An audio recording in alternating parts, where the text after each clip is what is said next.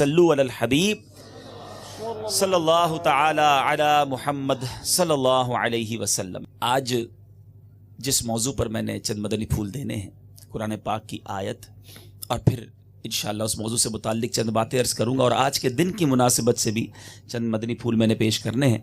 हज़रत सैयदना इब्न उमर रज़ियल्लाहु तआला अन्हुमा फरमाते हैं, एक मरतबा नूर के पैकर, तमाम नबियों के सरवर, दो जहां के ताजवर सल्लल्लाहु तआला अलैहि वसल्लम ने सूरह रहमान की तिलावत फरमाई, या आप अलैहिस्सलाम के सामने उसकी तिलावत की गई, तो नबी पाक अलैहिस्सलाम ने इरशाद फरमाया, मैं इसके जवाब में तुमसे बेहतर जवाब जिन्नात से क्यों सुनता हूं कि जब भी अल्लाह अज़्ज़ व जल के इस फरमान पर पहुंचता, फबिअय्यि आलाइ रब्बिकुमा तुकज़्ज़िबान, तर्जमा कंजुल ईमान, तो ए जिन्नो इंस तुम दोनों अपने रब की कौन सी नेमत झुटलाओगे।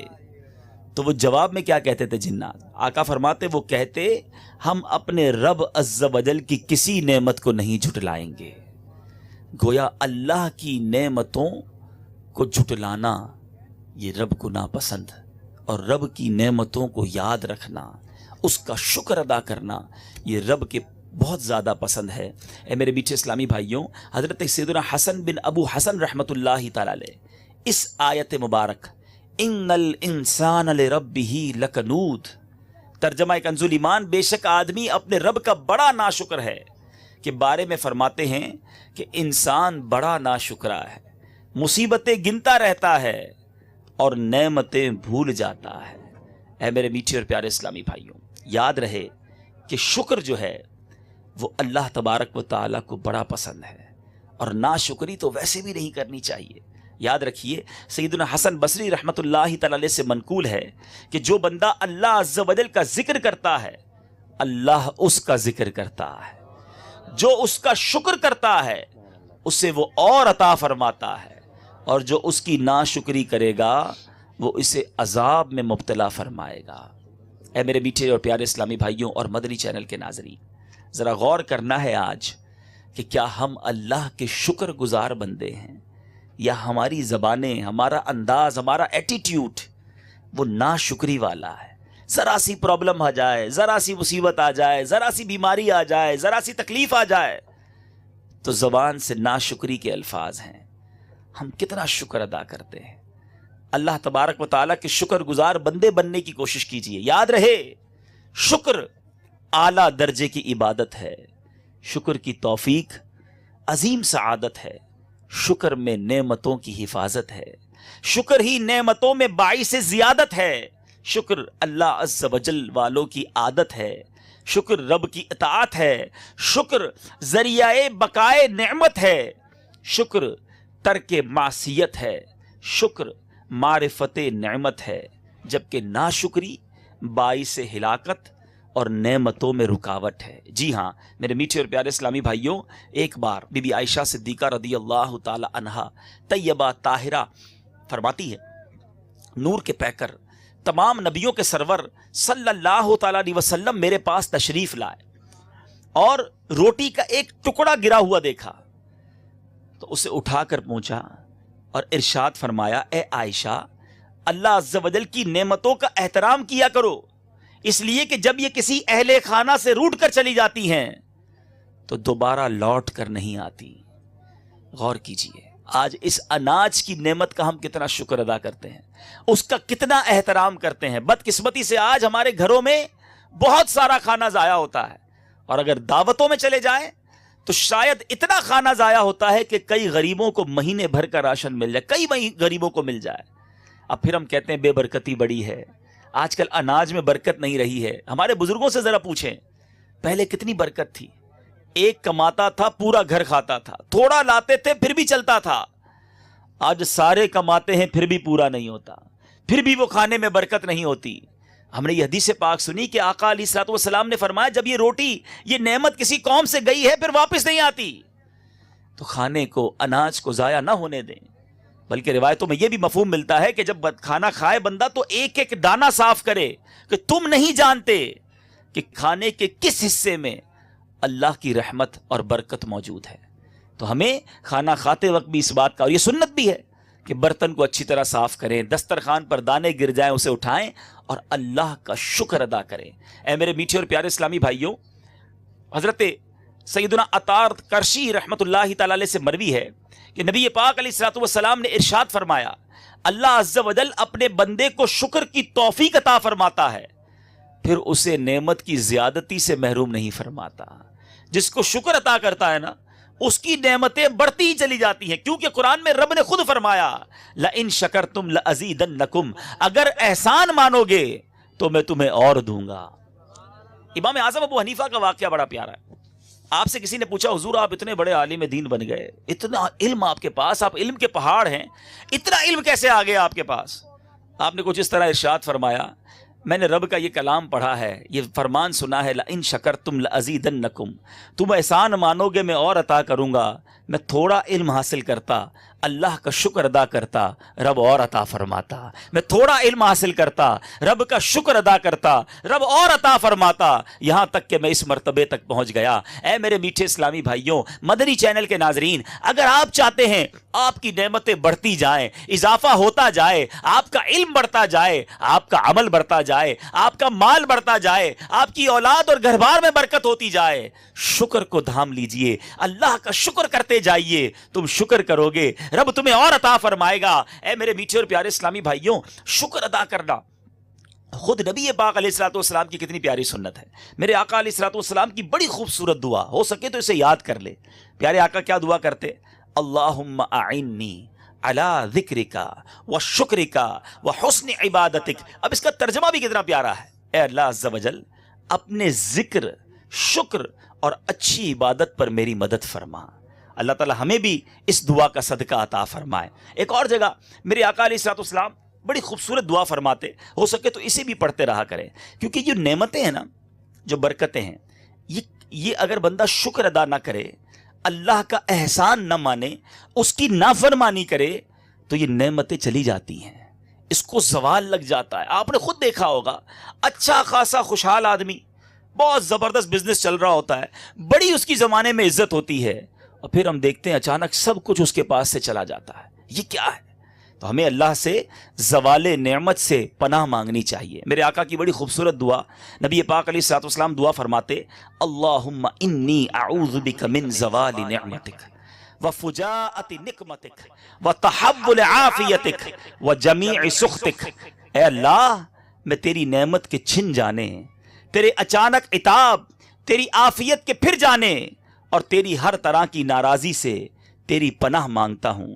یعنی خدایا, ہمیں ایسے کاموں سے بچا جو تیری ناراضی کا باعث ہے. اے میرے میٹھے اسلامی بھائیوں, نعمتیں مل جائیں نا, تو یہ مت سمجھنا کہ یہ میں نے کیا ہے, یہ سارا مال و دولت, یہ منصب, یہ مقام, یہ میری کوششوں سے ملا ہے. نہیں, رب کی عطا ہے. سر جھکا رہے, ڈاؤن ٹو ارتھ رہے, تکبر نہ آ جائے, اور بندہ سوچتا رہے کہ میرے مولا تیری مہربانی, تو نے یہاں تک پہنچایا, اے رب اسے باقی رکھنا, یہ واپس نہ چلی جائیں, اس کو زوال نہ لگ جائے, رب کا احسان مانتے رہنا. ارے دنیا میں بھی ہم کہتے ہیں کہ جو بندہ کسی کو تحفہ دے, کوئی انعام دے, اب وہ اس کا شکر گزار بن جاتا ہے, اور جو شکر گزار نہیں ہوتا کہتے ہیں یہ احسان فراموش ہے, نمک حرامی کر رہا ہے. ارے نمک حلالی بھی یہی ہے, احسان مندی بھی یہی ہے کہ بندہ رب کا شکر ادا کرتا رہے. اے میرے میٹھے اور پیارے اسلامی بھائیوں, اب ہو سکتا ہے کسی کے ذہن میں یہ سوال آئے کہ ٹھیک ہے اللہ کی نعمتوں کا شکر ادا کرنا چاہیے, مگر کچھ لوگوں کو ہم نے دیکھا ہے کہ وہ ان کے پاس بڑی نعمتیں ہوتی ہیں اور وہ نمازیں بھی نہیں پڑھتے, وہ عبادت بھی نہیں کرتے, وہ بڑے بڑے گناہ بھی کرتے ہیں اور ان کا کاروبار بڑھتا ہی جاتا ہے. میں نمازیں بھی پڑھتا ہوں, میں عبادت بھی کرتا ہوں, میں جناب نیکی کے کام بھی کرتا ہوں, میرا کاروبار ٹھپ, میرے گھر میں بیماریاں, میں پریشان, یہ کیا ماجرا ہے؟ چلیں آج اس کانسیپٹ کو بھی کلیئر کر دیتے ہیں تاکہ یہ وسوسہ اگر آئے تو دور ہو جائے. سب سے پہلے آپ کسی ایسے شخص کو اگر دیکھیں کہ جو گناہ گار ہے اور اس کی نعمتیں بھی بڑھتی جا رہی ہیں, اللہ نہ کرے اگر ایسا کوئی یہاں بھی بیٹھا ہے, بعض اوقات ہم میں بھی ہوتے ہیں کہ یار میں کرتا کراتا تو کچھ نہیں, میرا تو برکتیں ہوتی جا رہی ہیں, تو یہ کیا وجہ ہے؟ جب ایسا کسی کے ساتھ ہونا تو اس کو ڈر جانا چاہیے. سنیے, حضرت سیدنا ابو حازم فرماتے ہیں, جب تم دیکھو کہ تمہاری نافرمانی کے باوجود اللہ عز و جل تمہیں مسلسل نعمتیں عطا فرما رہا ہے تو اس سے ڈرو. نبی پاک علیہ الصلوۃ والسلام کا فرمان سنیے, جب تم دیکھو کہ اللہ بندوں کو ان کی نافرمانی کے باوجود ان کی خواہشات کے مطابق عطا کر رہا ہے تو یہ اس کی طرف سے ان کو ڈھیل ہے, مگر ایک وقت آئے گا جب یہ ڈھیل ختم ہو جائے گی, جب سوال ہوگا اے میرے بیٹھے اور پیارے اسلامی بھائیوں, جن کو اللہ نے نعمتیں عطا کی ہیں پھر بھی گناہ کرتے ہو, پھر بھی اللہ کی نافرمانی کرتے ہو. ارے دنیا کا بھی دستور ہے کہ اگر ہمیں کوئی تحفہ دے تو ہم کہتے ہیں یہ بندہ ناراض نہیں ہونا چاہیے, اس نے ہمیں اتنی تو بڑا تحفہ دیا, مجھے نوکری لگا دی, اس نے مجھے قرضہ دیا تھا, ارے اس نے میری برے وقتوں میں مدد کی تھی, یہ ناراض نہیں ہونا چاہیے. مگر کیسے عجیب لوگ ہیں ہم کہ جس رب نے بہت کچھ دیا اور وہ جتنا دیتا ہے ہم اتنی نافرمانی کرتے ہیں. جس کو آنکھیں دیں ہونا تو یہ چاہیے ان آنکھوں سے عبادت کرتا. اللہ نے آنکھیں دیں اسی کے ناراض کرنے والے کام کرتا ہے. انہی آنکھوں سے بے حیائی کے مناظر, فلمیں, ڈرامے, گانے باجے, یہ کان رب نے دیے. اللہ نے بہرا نہیں بنایا مگر ان کانوں سے رب ہی کو ناراض کرنے والے کام, گانے باجے سننا, میوزک سننا, غیبت سننا. یہ زبان رب نے دی, گونگا نہیں بنایا. ہونا تو یہ چاہیے سے تلاوت کرتا, ذکر و درود کرتا, رب کی مہربانی شکریہ ادا کرتا, مگر اسی زبان سے اسی رب کو ناراض کرنے چلتا ہے. اور بے حیائی کی باتیں, غیبتیں, جھوٹ, گالیاں. کتنے عجیب لوگ ہیں ہم. ایک بندہ غریب ہوتا ہے, دعا کرتا ہے مولا مال میں برکت دے دے, اور جیسے جیسے مال ملتا جاتا ہے نافرمانیاں بڑھتی جاتی ہیں. ارے ہونا تو یہ چاہیے تھا مجھے عطائیں ملتی, میرے سجدے بڑھ جاتے, مجھے نعمتیں ملتی, میری عبادتیں بڑھ جاتی, میری عزتیں بڑھتی, میرا سر اور جھک جاتا. مگر جہاں عزت بڑھی وہاں تکبر بڑھ گیا, جہاں پیسہ بڑھا وہاں نافرمانی بڑھ گئی, جہاں راحتیں بڑھی وہاں غفلتیں بڑھ گئیں. ہم کیسے عجیب لوگ ہیں. مگر یاد رکھیے اگر آج ڈھیل دی جا رہی ہے, اگر آج کوئی پوچھنے والا نہیں ہے, ثم لتسألن یومئذ عن النعیم, ایک دن ہوگا جب تم سے ایک ایک نعمت کے بارے میں پوچھا جائے گا. اس دن کیا جواب ہوگا ہمارے پاس. ایک بندہ حضرت موسیٰ علیہ نبینا علیہ الصلوۃ والسلام کے پاس آیا اور آ کر اس نے کیا عرض کی. بنی اسرائیل کا بندہ تھا, شخص تھا, آ کر حضرت موسیٰ علیہ الصلوۃ والسلام سے کہتا ہے کہ حضور میں جب بھی گناہوں میں زیادتی کرتا ہوں میرے ساتھ بڑا عجیب معاملہ ہے. میں گناہ میرے بڑھاتا ہوں تو اللہ تعالیٰ مجھ پر اپنا مزید فضل بڑھا دیتا ہے. میں بڑا حیران ہوں, یہ ماجرا کیا ہے. حضرت موسیٰ علیہ نبینا علیہ الصلوۃ والسلام نے رب کی بارگاہ میں عرض کی, یا اللہ تو جانتا ہے کہ جو تیرے نافرمان بندے نے کہا کہ جب بھی وہ گناہ کرتا ہے تو اس پر مزید احسان بڑھاتا ہے. تو اللہ عز و جل نے کیا فرمایا, غور سے سنو اے وہ اسلامی بھائیو جو گناہ کرتے ہو اور خوش بھی رہتے ہو, ٹینشن بھی نہیں ہے, نعمتیں بھی بڑھ رہی ہیں, غفلت کا شکار مت ہو جانا. رب کی طرف سے فرمان ہوتا ہے, اے موسیٰ میں اس کو عذاب دیتا ہوں وہ جانتا نہیں. حضرت موسیٰ علیہ الصلوۃ والسلام نے عرض کی, مولا تو اسے عذاب کیسے دیتا ہے, اس کا تو رزق بھی کشادہ ہو رہا ہے اور تو اسے اور ڈھیل بھی دے رہا ہے. جواب ملا, میں اسے اپنی بارگاہ سے دوری اور اپنے فضل و کرم سے محرومی کا عذاب دیتا ہوں, اس کو اپنی اطاعت سے غافل کر دیتا ہوں. دیکھو نا, نمازیں نہیں پڑھتا بندہ, پھر عبادت کا دل نہیں لگتا, سجدوں میں دل نہیں لگتا. یہ بھی عذاب ہے کہ رب نے اپنی اطاعت اور اپنی عبادت سے دور کر دیا. بعض اوقات لوگ کہتے ہیں میں نماز نہیں پڑھتا, میں مسجد کو نہیں جاتا. ارے تیری کیا اوقات, تو مسجد کو نہیں جاتا, رب کی طرف سے تجھے بلایا نہیں جاتا. کیا آپ کے میرے گھر میں کوئی بغیر اجازت آ سکتا ہے؟ دروازہ بجائے کہ آج آپ کے گھر میں رہوں گا. ارے جب میرے اور آپ کے گھر میں کوئی بغیر اجازت نہیں آ سکتا, رب کے گھر میں کیسے جا سکتا ہے؟ خوش نصیب ہوتے ہیں جنہیں بلایا جاتا ہے, جو نہیں جاتا وہ خود روئے, معافی مانگے رب سے, مولا معاف کر دے, مجھے بھی اپنا مہمان بنا لے, مجھے بھی اپنے در پہ سجدے کرنے کی توفیق دے دے. اے اللہ مجھے بھی ہاتھ اٹھا کر تجھ سے باتیں کرنے کا موقع دے, کہ دعا رب سے گفتگو ہے. رب نے کیا فرمایا, اے موسیٰ میں اس کو عذاب دیتا ہوں, یہ جانتا نہیں, کیونکہ میں اس کو اپنے فضل و کرم سے محرومی کا عذاب دیتا ہوں, اپنی اطاعت سے غافل کر دیتا ہوں, اپنے حضور مناجات کی لذت سے سلائے رکھتا ہوں. فجر میں نہیں اٹھتا, دعا نہیں کر پاتا. فرمایا سحری میں اپنے عتاب اور اپنے دل نواز خطاب کی لذت سے محروم کر دیتا ہوں. میرے عزت و جلال کی قسم, میں اسے ضرور اپنا دردناک عذاب چکھاؤں گا اور اپنے انعام و کرام کی زیادتی سے محروم کر دوں گا. کبھی اپنے مال پر، کبھی اپنے نام پر، کبھی اپنے عہدے پر، کبھی اپنے مقام پر یہ مت سمجھ لینا کہ میری دنیا بڑی اچھی ہو گئی، اب مجھے کوئی پرابلم نہیں آ سکتی. یاد رکھو اگر رب کی نافرمانی بھی جاری ہے، رب کو ناراض کرنے والے کام بھی جاری ہیں، اور تمہارا مرتبہ بھی بڑھ رہا ہے، تمہاری راحتیں بھی بڑھ رہی ہیں، تمہارا مال بھی بڑھ رہا ہے، تو ڈرنا یہ رب کی طرف سے ڈھیل ہے. اور کب کسی دن پکڑ پڑنی ہے، سوال ہونا ہے، اور میرے پاس جواب نہیں بننا. اور دوسری طرف وہ لوگ جو کبھی کبھی یہ سوچتے ہیں کہ میں عبادتیں بھی کر رہا ہوں، میں اللہ کی عبادت کرتا ہوں، نیکی کے کام کرتا ہوں، پھر بھی بیمار، پھر بھی کاروبار میں برکت نہیں، پھر بھی جناب میری راحتیں کم ہوتی جا رہی ہیں. تو سنو، حدیث پاک سناتا ہوں، دل کو ڈھارس ہو جانی ہے. حدیث پاک کا خلاصہ ہے، میرے آقا علیہ الصلوۃ والسلام فرماتے ہیں اللہ تبارک و تعالی جب کسی بندے سے محبت فرماتا ہے، دوستی کا ارادہ کرتا ہے، سنو، تو اس پر اپنی آزمائشوں کی بارش کر دیتا ہے. عجیب بات ہے، دوستی بھی ہے، قربت کا ارادہ بھی فرما رہا ہے، اور آزمائشوں کی بارش. فرمایا اس کی وجہ یہ ہے کہ رب کی مشیت یہ ہے کہ بندہ ان آزمائشوں پر صبر کرے، دنیا میں جو غلطیاں ہوئی ہیں دنیا ہی میں کفارہ ہو جائے، جب یہ بندہ میرے پاس آئے تو گناہوں سے پاک ہو کر آئے. رب ہمارے گناہوں کو معاف کرنا چاہتا ہے، وہ چاہتا ہے کہ میرے بندے کے ساری خطائیں معاف ہو جائیں، کیونکہ محبت فرماتا ہے. اس لیے بیماری بھیجی تھی، اس لیے آزمائش بھیجی. ایک اور روایت سنو، مزید تسلی ہونی ہے. اس کا خلاصہ یہ ہے کہ اللہ تبارک و تعالیٰ کے یہاں بندے کا ایک مقام مقرر ہوتا ہے. رب چاہتا ہے کہ میرا بندہ یہاں تک پہنچ جائے، اس کا مقام بلند ہو جائے، مگر وہ اپنی عبادتوں کے ذریعے، اپنی ریاضتوں کے ذریعے اس مقام تک نہیں پہنچ پاتا. اب اللہ کی طرف سے آزمائش بھیجی جاتی ہے، بندہ صبر کرتا ہے، اس مقام پر پہنچ جاتا ہے. اب بے صبری کرنے والا سوچے، شکوے کرنے والا سوچے، ناشکریاں کرنے والا سوچے کہ میرا تو مقام بلند کرنے کے لیے پرابلم آئی تھی، ہائے افسوس میں نے ناشکری کی، میں نے صبر نہ کیا، اور وہ مقام سے بھی میں دور رہ گیا. اے میرے میٹھے اور پیارے اسلامی بھائیوں، ایک بڑی پیاری بات.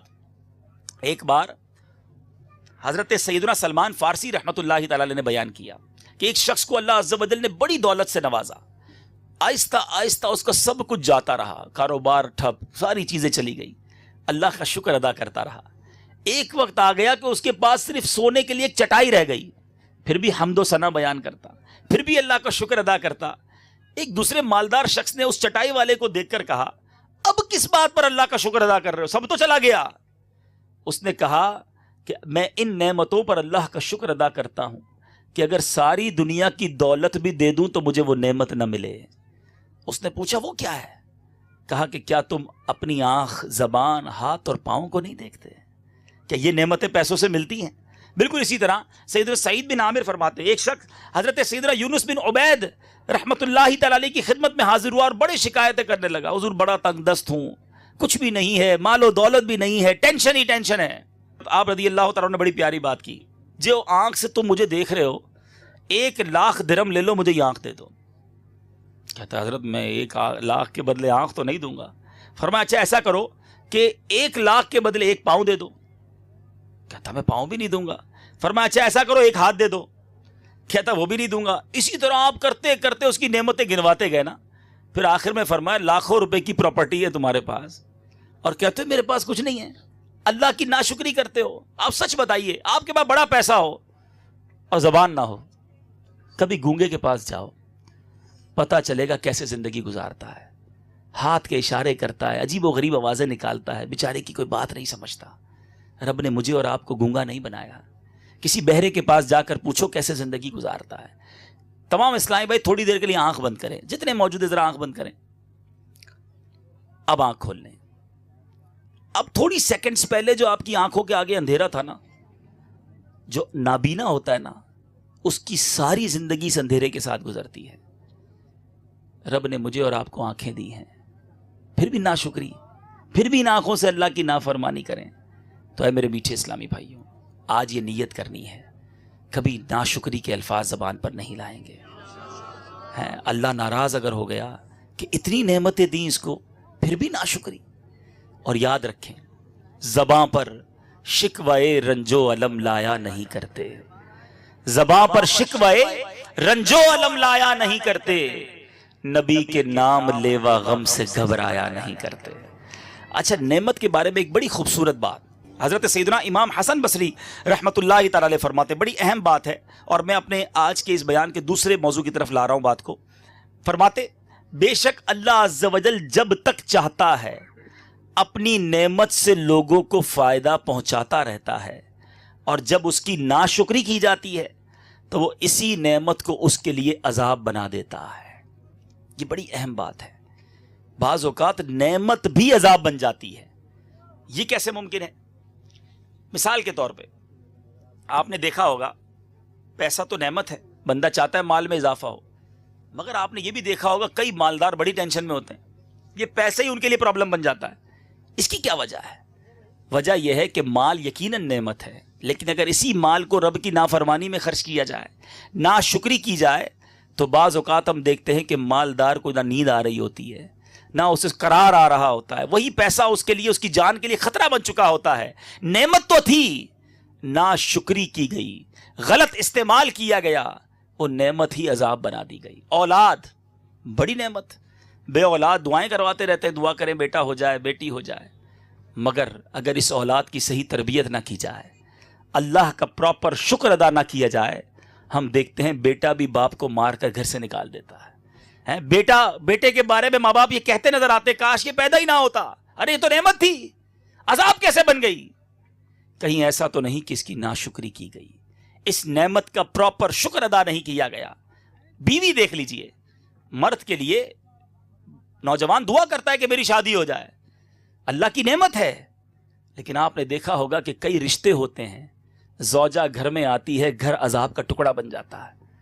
کہیں ایسا تو نہیں کہ یہ نعمت تو آئی تھی مگر اس نعمت کا شکر ادا نہیں کیا گیا, اس نعمت کا پراپر, جس کو کہنا کہ اللہ کی نافرمانی والے کام کر کے اگر شادیاں کرو گے, شادی اللہ کی نعمت, نبی پاک علیہ الصلوۃ والسلام کی سنت, مگر سچ بتاؤ آج جتنا شادی میں غلط کام ہوتا ہے, کتنے گناہ کبیرہ ہوتے ہیں, فنکشن تو ناچ گانے تو ڈھول تماشے تو جوا تو شراب, الامان والافیس, کون سا ایسا کام ہے جو شادی میں آج کل نہیں ہو رہا؟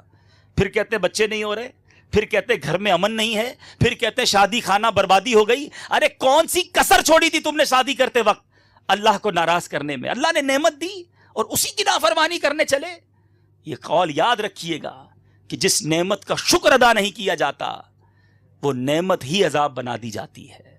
اگر آپ چاہتے ہیں کہ آپ کی نعمت باقی رہے, آپ چاہتے ہیں آپ کی نعمت میں برکتیں ہو جائیں, اللہ کا شکر ادا کریں. اور یاد رکھیں, ہم سمجھتے ہیں شکر ایک ہی کام ہے, الحمدللہ شکر الحمدللہ کہہ لیں, اچھی بات, زبان سے شکر ادا یقیناً کرنا چاہیے, مگر شکر کا ایک اور انداز یہ ہے کہ بندہ اللہ کی نافرمانی نہ کرے. عجیب بات ہے, میں اللہ کا شکر بھی ادا کرتا رہوں اور نماز بھی نہ پڑھوں. یا اللہ تیری بڑی مہربانی, تو نے بڑی نعمتیں دی ہیں, اور میں جھوٹ بھی بولتا رہوں. بھائی جو رب کی ناپسندیدگی کے کام ہے وہ بھی تو چھوڑنے ہوں گے نا, تو نافرمانی نہ کرے. اصل شکر یہ ہے کہ بندہ رب کا فرما بردار بن جائے. اسی طرح حضرت, اچھا اب ہو سکتا ہے کسی کے ذہن میں یہ سوال آئے کہ یہ کیسے پتا چلے کہ کون سی نعمت جو ہے, کون سی جو اللہ کی عطا ہے وہ نعمت ہے اور کون سی مصیبت ہے؟ ہاں ایسا بھی ہوتا ہے. تو حضرت سیدنا ابو حازم بڑی پیاری بات فرماتے ہیں, جس نعمت سے اللہ کا قرب حاصل ہو سمجھ لو وہ نعمت ہے, اور قرب حاصل نہ ہو تو وہ مصیبت اور آزمائش ہے. اب آپ چیک کر لیں, آپ کے پاس جو کچھ ہے نا, اگر میری اس نعمت سے میں رب کے قریب ہو رہا ہوں تو پھر تو صحیح ہے, اور یہ نعمت ملتے ہی میں دور ہو رہا ہوں تو یہ نعمت نہیں, یہ مصیبت بن گئی ہے. اب اس کو صحیح کیجئے. اسی طرح ایک بہت بڑی نعمت اللہ تعالیٰ نے ہمیں عطا فرمائی ہے, اور وہ نعمت ہے ہمارا وطن, ہمارا پیارا پاکستان. یقین جانیں وطن بہت بڑی نعمت ہے. یہ غلامی جن لوگوں نے ڈھیلی ہے ان سے پوچھئے کہ غلامی غلامی ہوتی ہے, آزادی آزادی ہوتی ہے. ہمارے بزرگوں نے لاکھوں جانیں قربان کر کے یہ وطن حاصل کیا ہے. آپ ذرا جائیں تو صحیح دنیا میں, جس آزادی کے ساتھ ہم یہاں جیتے ہیں, ہمارا جو جی چاہتا ہے وہ کرتے ہیں, جس طرح مذہبی آزادی ہمارے ملک میں ہے, یہ اللہ کی بہت بڑی نعمت ہے. اور اللہ تعالیٰ کی جو یہ نعمت ہمیں ملی ہے نا, سچ بتاؤں شاید ہمیں نہیں پتا پاکستان کیا ہے.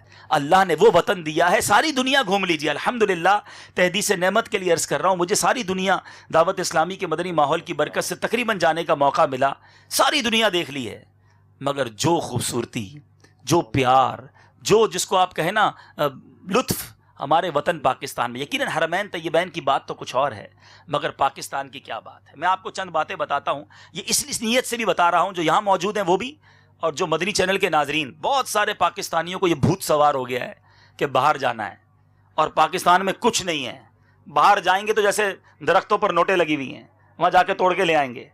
آپ جائیں باہر تو پتہ چلے گا کہ زندگی کتنی مشکل ہے. میں آپ کو بتاؤں, آپ حیران ہو جائیں گے, اس وقت یورپ کے کئی ممالک میں پاکستانی خودکشی کر رہے ہیں. کیوں؟ روزگار نہیں ہے. آپ کے وطن میں, ہمارے وطن میں روزگار نہیں ہے نا, پھر بھی زندگی گزر جاتی ہے, کوئی نہ کوئی کھلا دیتا ہے, رشتہ دار سنبھال لیتے ہیں. باہر جا کے جب بندہ بے روزگار ہو جائے نا تو اس کا ایک دن نہیں کٹتا, کیونکہ وہاں یورو پاؤنڈ چاہیے ہوتے ہیں, کوئی نہیں رکھتا, اور بڑی قسمہ پرسی کی زندگی وہ گزار رہے ہوتے ہیں. بڑی عجیب و غریب حالات ہیں. بہرحال میں پاکستان کے بارے میں آپ کو بتاؤں, اپنے وطن اس نعمت کا شکر ادا کرنا ہے. اللہ کی اتنی عظیم نعمت ہے, کتنا شکر ادا کیا رب کا کہ رب نے ہمیں یہ وطن عطا کیا, ہمیں بے وطن نہیں بنایا. میرے میٹھے اسلامی بھائیوں, دنیا میں کوئی ایسا ملک میری نظر میں تو نہیں کہ جہاں رب عز و جل نے اتنی نعمتیں دی ہوں. پاکستان میں 4 موسم ہیں, 4 موسم آتے ہیں, گرمی بھی آتی ہے, سردی بھی آتی ہے, بہار بھی آتی ہے, بارش کا موسم بھی آتا ہے. کئی دنیا کے ممالک ایسے ہیں جہاں ٹھنڈ ہی ٹھنڈ ہوتی ہے, وہ گرمی کو ترستے ہیں. کئی ملک ایسے ہیں جہاں سردی کے آتی ہی نہیں ہے, گرمی ہوتی ہے. اللہ تعالیٰ نے ہمیں اسی وطن میں یہ موسم دی ہے. بلکہ عجیب بات یہ ہے, ایک ہی وقت میں ہمارے ملک میں +50 ڈگری ٹیمپریچر بھی ہوتا ہے, -50 ڈگری ٹیمپریچر بھی ہوتا ہے. یہ کہیں نہیں ہوتا. یعنی اگر آپ اندرون سندھ یا پنجاب کے ذرا گرم علاقوں میں چلے جائیں, شدید گرمی پڑ رہی ہوگی, اور اسی وطن میں اسی وقت آپ چلے جائیں گلیشیئر کی طرف, شمالی علاقہ جات میں چلے جائیں, وہ برف جمی ہوئی ہوگی. ایک ہی وطن میں اتنا سارا موسم. ہمارے پاس نہریں بھی ہیں, ہمارے پاس سمندر بھی ہے. دنیا کے کئی ایسے ملک ہیں جہاں سمندر ہی نہیں ہے. اچھا, پھر اللہ تبارک و تعالیٰ نے ہمیں کیسا وطن دیا میرے میٹھے اور پیارے اسلامی بھائیوں, کہ ہمارے وطن کے اندر اس کا جو ہے وہ رقبہ کتنا ہے.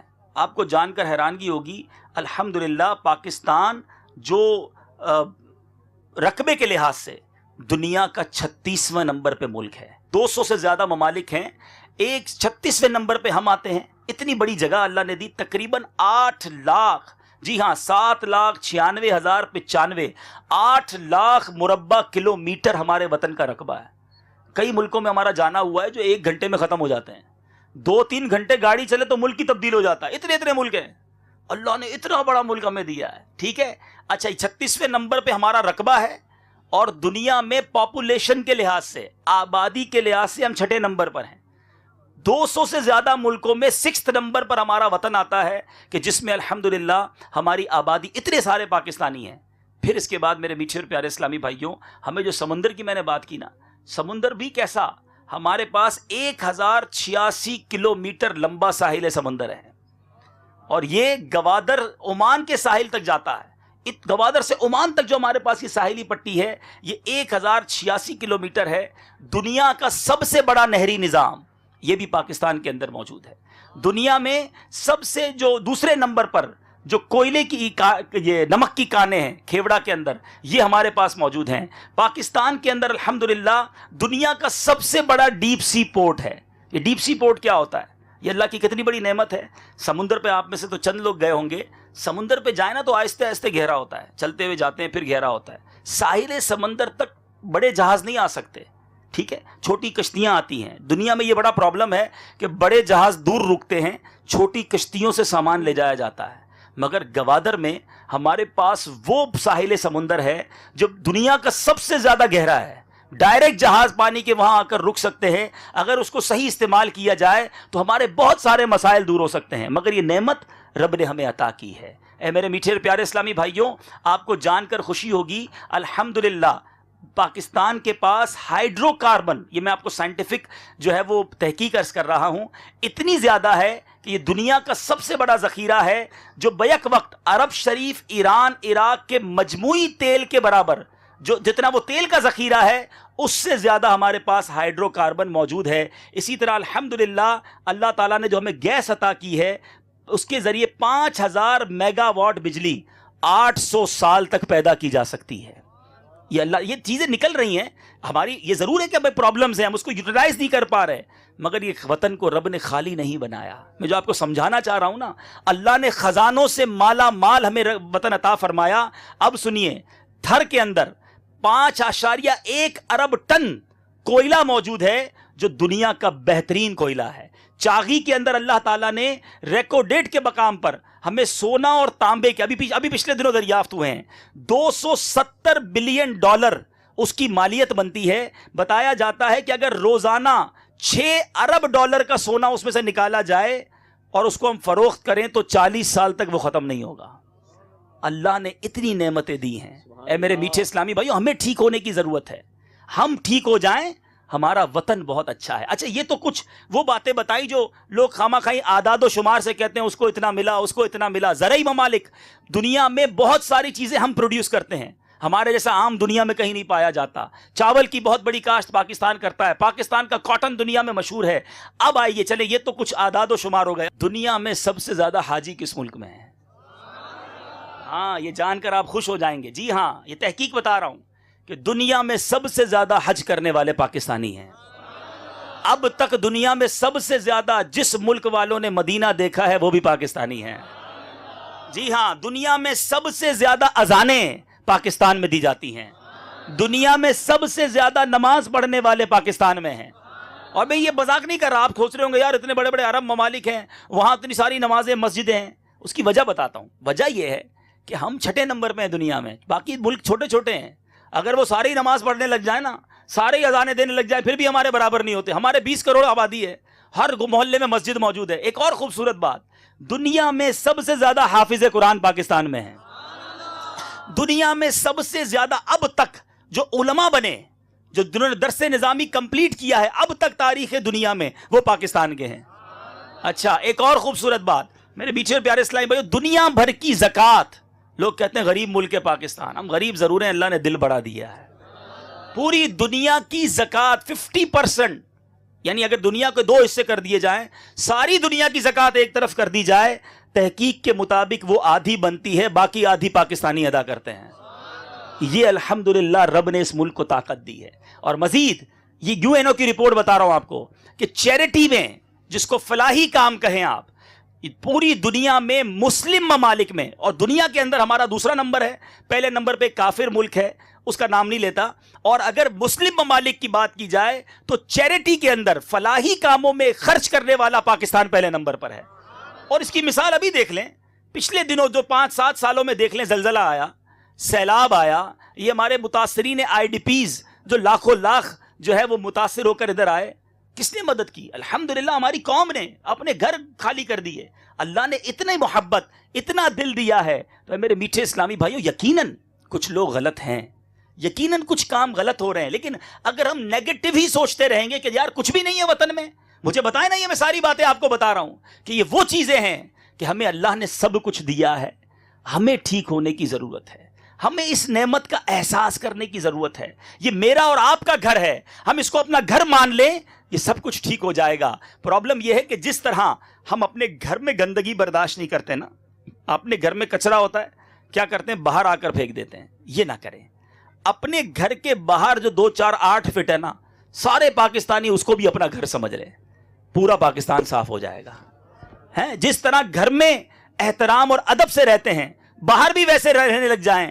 جس طرح اپنا نقصان برداشت نہیں کر سکتے, اور اس حدیث پاک پر عمل کر لیں کہ حدیث پاک کا خلاصہ ہے, مومن جو اپنے لیے پسند کرتا ہے اپنے مسلمان بھائی کے لیے پسند کرتا ہے. جب ہم پسند نہیں کرتے کہ مجھے دھوکہ دیا جائے, جب ہم پسند نہیں کرتے کہ مجھ سے جھوٹ بولا جائے, جب ہم پسند نہیں کرتے کہ مجھے غلط مال دیا جائے, تو ہم کیوں پسند کرتے ہیں کہ ہم کسی کے ساتھ جھوٹ بولیں, ہم کسی کو دھوکہ دیں, ہم کسی کو غلط مال بیچیں. اے میرے میٹھے اور پیارے اسلامی بھائیوں, اے میرے پاکستانی بھائیوں, اپنے وطن کی قدر کرو. یہ اللہ نے بہت بڑی نعمت ہمیں دی ہے. یقین جانیں یہ وطن آج ہمارے لیے آزمائش کیوں بنا ہوا ہے, آج اس وطن میں پرابلمز کیوں ہیں. پھر اس فرمان کو یاد کرو جو میں نے تھوڑی دیر پہلے آپ کو سنایا تھا کہ جب تک اللہ کی نعمت کا شکر ادا کیا جاتا ہے وہ نعمت میں برکت رہتی ہے, ناشکری کی جاتی ہے وہی نعمت عذاب بنا دی جاتی ہے. سب سے پہلے تو میں یہاں موجود اور بعد میں مدنی چینل کے ناظرین سے گزارش کروں گا کہ 2 رکعت نفل رب کی بارگاہ میں وقتاً فوقتاً پڑھتے رہا کرو. اے اللہ تو نے ہمیں اتنا پیارا وطن دیا ہے, اس وطن کے شکر میں نوافل ادا کرو. انشاءاللہ یہ ناشکری والی جو کیفیت ہے یہ دور ہونا شروع ہوگی. اور پھر اس وطن کی حفاظت کی کوشش کیجئے, غلط بیانی نہ کیجئے, جھوٹ نہ بولیے, دھوکہ مت دیجئے. آج پرابلم یہ ہے کہ پاکستان اتنی خوبصورت جگہ ہے اور اللہ نے اتنا ٹیلنٹ دیا ہے. جو بیرون ملک جائیں ان کو پتا چلے گا دنیا کے بہترین ڈاکٹر, اگر آپ جائیں امریکہ میں, یورپ میں جائیں, اس وقت دنیا کے بہترین اگر ڈاکٹر ہیں تو وہ پاکستانی ڈاکٹر باہر کام کر رہے ہیں. بہترین انجینئر پاکستانی کام کر رہے ہیں. بہترین آئی ٹی اسکالرز جو انٹرنیٹ کی دنیا میں دھوم مچا رہے ہیں وہ پاکستانی دماغ باہر موجود ہے. بڑے بڑے سائنسدان جو ہے وہ پاکستانی دماغ موجود ہے. اے میرے میٹھے اسلام بھائی, کیوں باہر چلے گئے؟ کیونکہ ہم نے ہمارے وطن کے اندر انہیں مواقع نہیں دیے. ہم نے اپنے وطن کا خود بیڑا غرق کیا. اچھا ہم کہتے ہیں جناب ہمارے حکمران اچھے نہیں ہیں. یہ ساری باتیں سن کے کیا کہیں گے؟ ہمارے حکمرانوں نے کام ٹھیک نہیں کیا, وطن کا بیڑا غرق ہو گیا. حکمران آسمان سے تھوڑی اترے ہیں, یہ ہمارے درمیان کے لوگ ہیں. ہم اچھے ہیں. یہاں تو حال یہ ہے کہ ٹھیلے والے سے لے کر اوپر فیکٹری مالک تک جس کو موقع مل رہا ہے وہ ڈنڈی مار رہا ہے. تو ہم سارے لوگ خراب ہو گئے نا. ہمارے اندر سے حکمران نکلتے ہیں. ایک میں نے واقعہ سنا کہ ایک بزرگ جو تھے, ٹھیلے والا, سفید داڑھی, صبح صبح ٹھیلا لے کے روزانہ نکلتے, 2 کیا کہتے ہیں وہ پیٹیاں ہوتی فروٹ کی, اور بیچ کے شام کو گھر بچوں کے لیے کھانا لے کر جاتے. وہ آنسوؤں سے رو رہے. کسی نے دیکھا کہ آپ بزرگ کیوں رو رہے ہیں؟ کہا بیٹا میرا حال یہ ہے کہ میرے پاس یہی 2 پیٹیوں کے پیسے ہوتے تھے, یہ بیچ کے شام کو گھر کھانا لے جاتا. آج جب میں یہ 2 پیٹیاں منڈی سے لے کر آیا ہوں تو اس آڑتی نے اوپر تو اچھا فروٹ رکھ دیا, نیچے سارا سڑا ہوا فروٹ ہے. اب میں سوچ رہا ہوں آج میں کیسے پیسے گھر لے کے جاؤں گا. مجھ غریب کے ساتھ بھی دھوکہ دیا. تو چھوٹے چھوٹے آدمی بھی, جو چھوٹا کام کر رہے ہیں وہ بھی چھوٹی ڈنڈی مار رہا ہے, جو بڑا کام کر رہا ہے وہ بھی جھوٹ بول رہا ہے. ایسا نہ کریں, جھوٹ سے باہر آ جائیں, دھوکے سے باہر آ جائیں. رب رزق دینے والا ہے, حلال کی طرف جائیں. کسی مسلمان کو تکلیف نہ دیں, ایک دوسرے کا خیال رکھیں. مسلمان کا خیر خواہ ہوتا ہے. ہمارے بزرگ بڑی پیاری بات کہتے, سب کا بھلا سب کی خیر, سب کے بھلے میں اپنی خیر. یہ اپنی زندگی کا موٹیو بنا لیں, مقصد بنا لیں کہ میں سب کا بھلا کروں گا, انشاءاللہ آپ کا بھی بھلا ہو جائے گا. جو دوسروں کا برا چاہتا ہے اس کا بھلا نہیں ہوتا. من حیث القوم اگر ہم ٹھیک ہو گئے ہمارے حکمران بھی ٹھیک ہو جائیں گے, ہمارے معاملات بھی ٹھیک ہو جائیں گے. پہلے میں تو صحیح ہو جاؤں. تو آئیے آج سے نیت کرتے ہیں کہ انشاءاللہ ناشکری نہیں کریں گے, پاکستان کو نقصان پہنچے ایسا کوئی کام نہیں کریں گے. آج نیت کرنی ہے کہ آج کے بعد ہم اپنے وطن کی خیر کا سوچیں گے. اب یہ نہ سوچیں یار وہ بھی تو بے ایمانی کرتا ہے, وہ بھی تو غلط کرتا ہے, وہ بھی تو, ارے یہ سارے پاکستانی بیرون ملک جا کے سیدھے ہو جاتے ہیں, سب سگنل پر رکتے ہیں, سب لائنوں میں لگتے ہیں. کیوں؟ وہاں قانون سخت ہے. تو اگر ہمارا قانون سخت نہیں ہم تو سیدھے ہو سکتے ہیں نا. تو اللہ تعالیٰ سے دعا کرتے ہیں اللہ تعالیٰ ہمارے وطن کو ترقیاں عطا فرمائے, اسے خوشحالی نصیب فرمائے, امن کی نعمت عطا فرمائے. اگر یہ آزادی نہ ہوتی تو یہ تحریک بھی نہ ہوتی. آج دنیا بھر کے کروڑوں مسلمان, ہو سکتا ہے یہ چینل پر جب بیان چلے نا تو لوگ کہیں یار ہم تو پاکستانی نہیں, یہ پاکستان کے گن گا رہے ہیں. یہ جو چینل کے ذریعے آپ بیان سن رہے ہیں یہ بھی پاکستان سے چل رہا ہے. یہ پاکستان کی نعمت ہے جس نے دنیا کو ایسا چینل دیا ہے الحمدللہ, اور پاکستانی ایک ایسی شخصیت دی ہے جس نے پوری دنیا کے کروڑوں مسلمانوں کی تقدیر کو بدل دیا ہے. تو اے میرے میٹھے اسلامی بھائی, رب کا شکر ادا کرو, ایسا وطن دیا جہاں میں اتنی آزادی ملی کہ یہ تحریک نے جنم لیا. اور یہ صرف پاکستان نہیں, دنیا بھر کے مسلمانوں کی تقدیر بدل رہی ہے, غیر مسلم مسلمان ہو رہے ہیں. اور پھر یہ چینل سبحان اللہ دنیا کا واحد 100% اسلامی یا رسول اللہ کہنے والا چینل ہے. الحمدللہ یہ بھی پاکستان سے چلتا ہے. اللہ ہمارے ان لوگوں کو سلامت بھی رکھے اور جو ہم سے تعاون کرتے ہیں اور ان کو مزید توفیق دے کہ ہمارے مدنی چینل کے ساتھ مزید تعاون کرے. تو یہ سب چیزیں میرے میٹھے اسلامی بھائیوں بتاتی ہیں کہ یہ وطن